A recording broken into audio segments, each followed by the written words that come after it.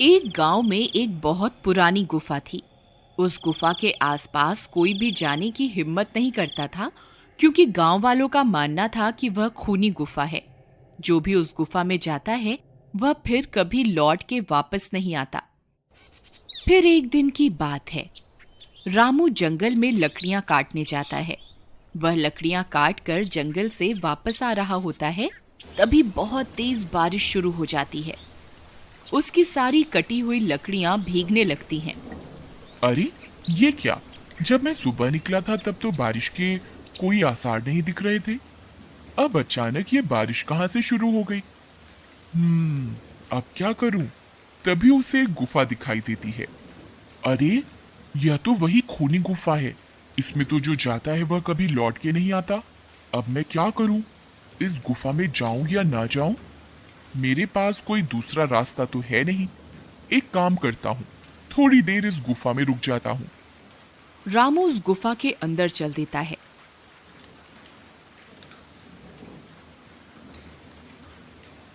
अंदर जाने पर उसे डरावनी आवाजें सुनाई देती हैं। वह इधर उधर देखता है, किंतु उसे कोई भी दिखाई नहीं देता। फिर वह थोड़ा और अंदर की ओर चला जाता है और फिर कभी वापस लौट के नहीं आता। उधर गांव में रामू की पत्नी और उसका बेटा चिंटू उसका इंतजार करते रहते हैं। लेकिन पूरी रात गुजर जाती है और रामू घर वापस नहीं आता। फिर अगले दिन सुबह होने पर रामू की पत्नी और उसका बेटा गांव वालों के पास जाते हैं और उन्हें रामू के लापता होने के बारे में बताते हैं। अरे भैया, मेरे पति कल जंगल गए थे लकड़ियां काटने, परंतु वे घर वापस लौट के नहीं आए। कोई मेरी मदद करो उन्हें ढूंढने में। अरे बहन यशोदा, मैंने रामू को कल जंगल में देखा था। वह लकड़ियां काटकर घर की ओर आ रहा था। तभी तेज बारिश होने लगी और वह उस बारिश से बचने के लिए उस खूनी गुफा में चला गया। तुम तो जानती ही हो, वह खूनी गुफा है। उस गुफा के अंदर जो भी जाता है वह कभी वापस लौट के नहीं आता है। हे भगवान, अब मेरे पति का क्या होगा? शामू भैया, आप हमारी मदद कीजिए। आप कुछ गांव वालों को अपने साथ लेकर उस गुफा में जाइए। क्या पता आपको मेरे पति और बाकी गांव वाले जिंदा मिल जाएं। नहीं नहीं बहन, हम वहां मरने के लिए नहीं जाएंगे। सब बोलते हैं उस गुफा में एक चुड़ैल है, जो भी उस गुफा में जाता है वह उसे कच्चा खा जाती है। नहीं नहीं, हमें माफ करो, हम तुम्हारी कोई मदद नहीं कर सकते। फिर यशोदा और उसका बेटा हताश होकर वापस अपने घर की ओर चल देते हैं। अपनी माँ को परेशान देख चिंटू अपनी माँ को बोलता है। माँ माँ, तुम परेशान मत हो, मैं बाबा को वापस घर लेकर आऊंगा। अरे बेटा, जब पूरे गांव वाले मिलकर उस गुफा में जाने की हिम्मत नहीं जुटा पा रहे तो तुम क्या कर लोगे? कोई बात नहीं बेटा, भगवान तुम्हारे बाबा की रक्षा करेंगे। जाओ, बहुत रात हो गई है, तुम अब सो जाओ। चिंटू रात भर सो नहीं पाता और वह अपने बाबा के बारे में सोचता रहता है।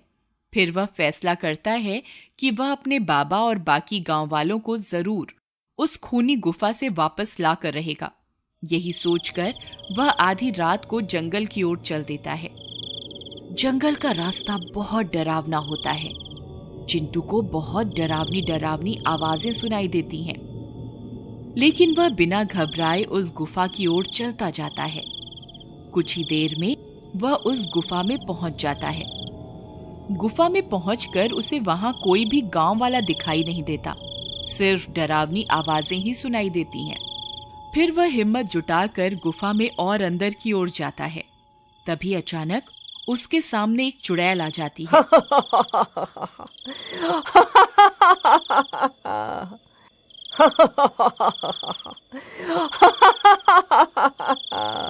अरे ये कौन है जो इस गुफा में मरने के लिए आया है?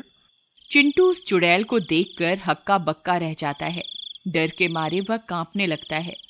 उस चुड़ैल को देखकर चिंटू की हालत खराब हो जाती है, लेकिन वह भागता नहीं है और अपनी जगह पर डटा रहता है। चुड़ैल उसे बहुत डराने की कोशिश करती है, लेकिन वह अपनी जगह पर डटा रहता है।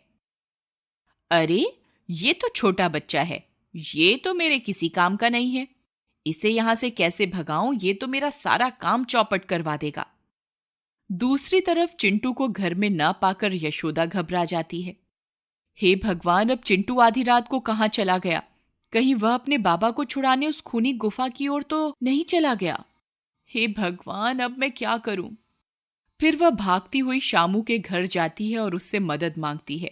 भैया, चिंटू घर से लापता है। वह अवश्य ही अपने बाबा को बचाने के लिए उस खूनी गुफा की ओर गया होगा।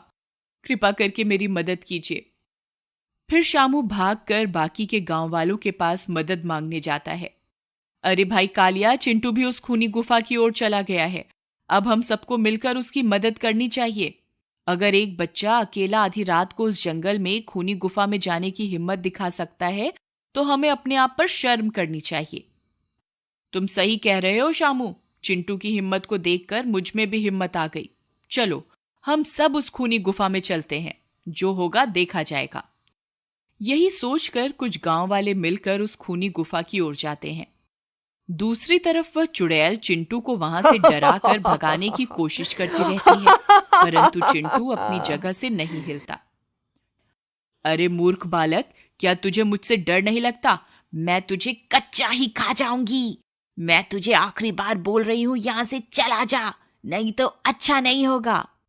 हे चुड़ैल, मैं अपने बाबा से बहुत प्यार करता हूं। अगर वे मेरे लिए अपनी जान दे सकते हैं तो मैं उनके लिए अपनी जान देने को तैयार हूं। मैं उन्हें लिए बगैर यहां से नहीं जाऊंगा। अब मैं तुमसे नहीं डरता। तुम्हें जो करना है कर लो। अरे यार, ये तो बहुत बहादुर है। यहां से जाने का नाम ही नहीं ले रहा। कहीं मेरी सच्चाई सबके सामने ना आ जाए। अब मैं क्या करूं? तभी सब गांव वाले हाथों में मशाल लिए वहां पहुंच जाते हैं।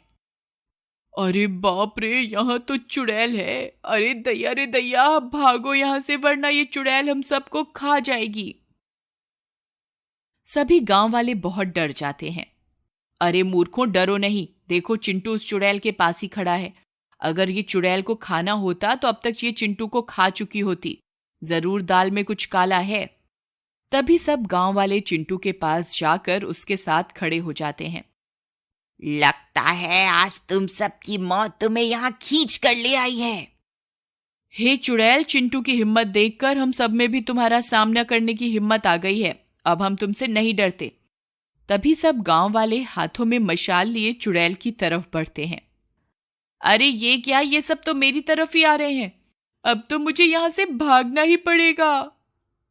अरे देखो देखो, ये चुड़ैल तो दुम दबाकर भाग रही है। लगता है ये कोई चुड़ैल नहीं है, जरूर दाल में कुछ काला है। चलो इसका पीछा करते हैं। सब गांव वाले चुड़ैल का पीछा करते हैं।